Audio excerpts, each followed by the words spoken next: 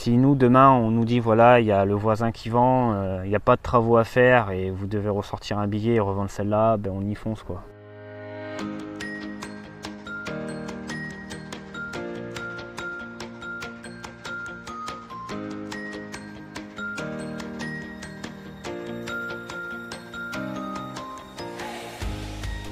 Donc la ferme qu'on a repris, on l'a trouvée sur Facebook.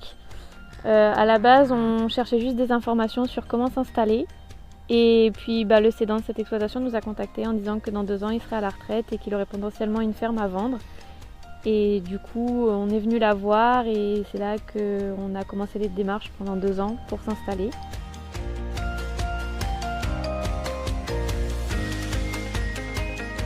Ce qui nous a vraiment plu sur cette exploitation, c'est qu'il y avait 40 hectares de prairies disponibles tout autour de l'exploitation, avec un prix assez bas.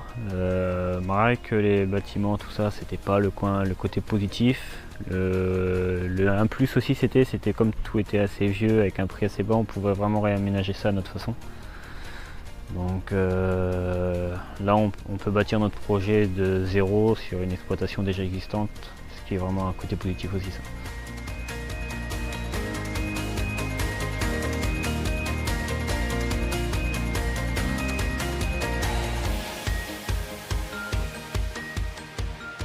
L'administration française, c'est très difficile pour s'installer, les démarches demandent beaucoup de temps, on est très peu encadré, on a quand même beaucoup de mal à savoir les choses qui sont à faire. Quand on va voir plusieurs organisations, on a toujours des versions différentes, il faut vraiment faire attention. Aussi par rapport aux dates d'installation de prévues, faut essayer de les tenir parce que ça peut tout chambouler. Nous, on avait une installation prévue au début le 1er octobre 2022, donc on avait prévu des périodes de vélage, certains trucs dessus. Notre date d'installation était décalée d'1 mois, mais nous a vraiment impacté financièrement. Ensuite, ils ont voulu nous décaler notre date d'installation jusqu'au 1er janvier 2023. On a refusé car ça nous divisait notre DJA par 2, suite aux nouvelles réformes de la DJA, car il y en a régulièrement. Donc c'est vraiment quelque chose à suivre. Faut toujours les pousser, il faut essayer de faire les papiers avant les vacances parce que ça retarde le dossier une fois que les vacances sont arrivées d'au moins de 4 à 6 mois, donc c'est très compliqué à suivre. C'est un vrai parcours de combattant, mais si l'exploitation qu'on a accrochée vaut le coup, tout ça, c'est quelque chose qu'il faut poursuivre. Malgré que ça donne envie d'abandonner quand même plusieurs fois dans les démarches.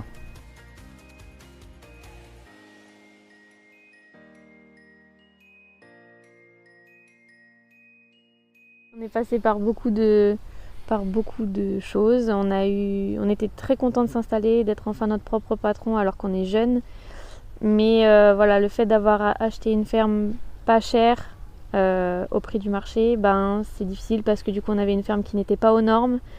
On a eu une ferme avec du matériel ancien. Du coup ça nous a prévu de gros investissements. Et financièrement c'était très dur. Donc même si la ferme peut paraître pas chère au départ, et derrière les investissements sont plus lourds et finalement ça nous reviendrait à une ferme au prix des marchés actuels. Et voilà. Et franchement on a passé une année très difficile avec beaucoup de sacrifices et d'imprévus. Faut pas faire confiance aux cédants parce que notre projet est totalement différent de son projet. L'évolution qu'on doit suivre est totalement différente de la sienne. Il faut savoir qu'en tant que jeune installé, on commence avec énormément d'emprunts, malgré qu'on le sait déjà avant l'installation. Sauf que pour faire ça, il faut rentrer un peu plus d'argent. Et pour rentrer plus d'argent, il faut travailler plus, optimiser le matériel, optimiser les vaches, optimiser les bâtiments. Et il y a des choses qui sont déjà à la limite avec le cédant. Et quand on pousse, ça finit à la casse ou aux réparations ou au renouvellement. Des choses qui n'étaient pas prévues. Nous, ça a représenté un coût très très élevé qu'on n'a pas encore chiffré parce que notre première année d'installation est bientôt finie, mais qu'on va bientôt chiffrer. Parce que ça continue à arriver. Un an d'installation, c'est très long quand il nous arrive que des emmerdes, vulgairement. Donc voilà. Donc vraiment quelque chose à suivre de très près.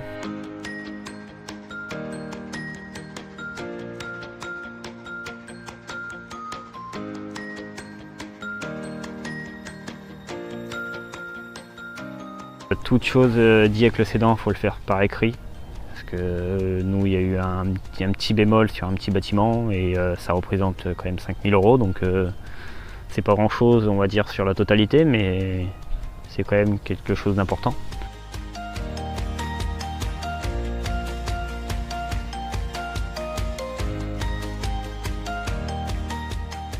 Quand on a repris l'exploitation, on avait des vaches à 3200 litres. Avec un atelier de transformation, on transformait 50 000 litres de lait sur 80 hectares. L'atelier de transformation, ça n'a pas abouti comme on voulait. Il y a eu des augmentations plus qu'on prévu suite au cours du marché. Donc on a décidé d'arrêter la partie transfo et de faire plus de lait. Donc heureusement, on avait passé nos vaches à 4500 litres en 7 mois. Donc on a bien augmenté. On a revu sur notre partie de stock comment les travailler pour faire des économies, car avant, comme on avait la partie transfo, on était en séchoir en grange en location qui coûtait vraiment très cher. Donc on est reparti en ensilage pour faire des économies et pour pallier à l'atelier de transformation, on va augmenter notre nombre de vaches. Donc actuellement on trayait 50 vaches, on va passer à 80. Et pour subvenir au stock, on va devoir réimplanter du maïs en silage. Donc minimum 10 hectares, donc à suivre sur le cours, parce que pareil, ça commence à poser problème niveau PAC maintenant, car toute prairie naturelle n'a pas le droit d'être retournée même en temps de DJA, ce qu'on a cru comprendre pour l'instant. Donc affaire à suivre, mais il faut savoir que nous on s'est quand même installé sur une exploitation de 80 hectares de prairie naturelle, donc la totalité de l'exploitation.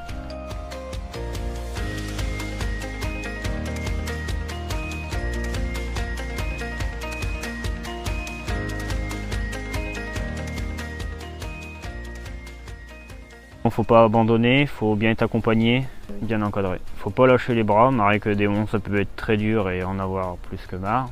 On connaît des jeunes installés qui ont fait 8 mois, 9 mois, parce que ça avait l'air simple, mais c'est pas si simple. La première année d'installation c'est toujours celle qui est la plus compliquée. Des factures d'imprévus, du matériel qui lâche, des vaches que ça va pas comme on veut. Des problèmes sanitaires qui tombent comme ça, qui n'en a jamais eu lieu en 30 ans. Des trucs très très compliqués, il faut pas lâcher quoi, faut bien tenir. Et surtout être bien accompagné.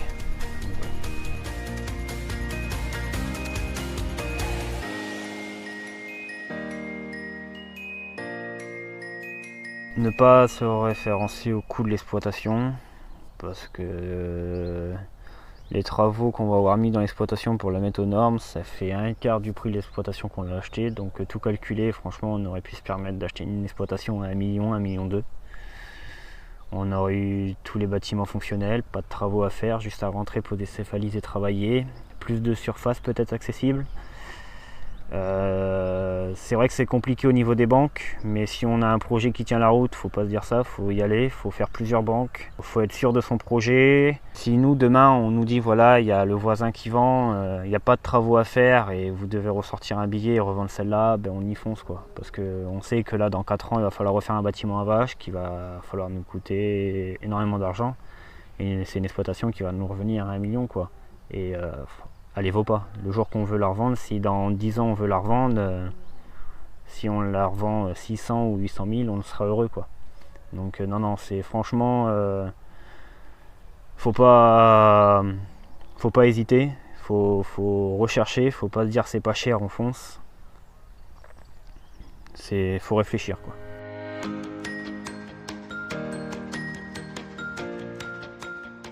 Et la chose qu'il ne faut pas sous-estimer, c'est de s'installer en couple, parce que on peut être hyper pressé de s'installer en couple parce qu'on connaît la personne avec qui on s'installe, mais c'est très délicat parce qu'il n'y a pas d'entre-deux, de coupure entre la vie pro et la vie perso. Et c'est très délicat à gérer. Il faut vraiment faire attention. C'est pas aussi simple qu'on le croit. C'est très très difficile. Il y a une part des choses qui est compliquée. Quand il y a une dispute sur l'exploitation suite à un désaccord, faut bien réussir à faire part des choses que quand on rentre à la maison, le désaccord n'existe plus et le désaccord revient peut-être le lendemain, mais pas le soir quand on rentre à la maison. Sauf que c'est beaucoup plus compliqué du moins chez nous. Une rupture d'associé, ça peut arriver. Par contre, une rupture aussi dans le couple, ça fait toujours très mal quoi.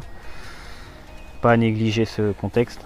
Après, c'est vrai que c'est quand même un côté positif d'être en couple aussi, parce qu'il ne faut pas dire que le négatif, hein.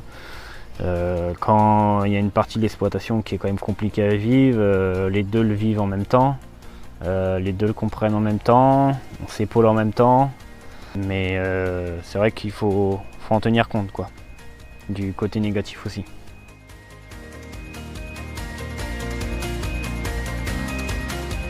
Malgré qu'on a vécu une année assez difficile, ben, mine de rien, on est quand même très fiers de nous, de ce qu'on a accompli, de comment la ferme a évolué, et surtout fiers de ne pas avoir baissé les bras et d'en être encore là aujourd'hui. Ouais, oui, le seul truc que je peux rajouter, c'est chaque petite victoire qui est réussie, comme passer 3200 à 4500 litres, c'est une petite victoire, mais ça encourage vraiment, c'est là qu'on se dit qu'on n'a pas fait ça pour rien. Embaucher du personnel, actuellement on a quand même 2 apprentis avec nous, on forme 2 apprentis qui ça leur plaît énormément. C'est plein de petites victoires comme ça qui est encourageant et qui nous donne envie d'avancer. Et si ça serait à refaire, bon, on verrait peut-être les choses autrement, mais on retenterait quand même quelque chose, quoi. On dirait pas, on s'installe pas.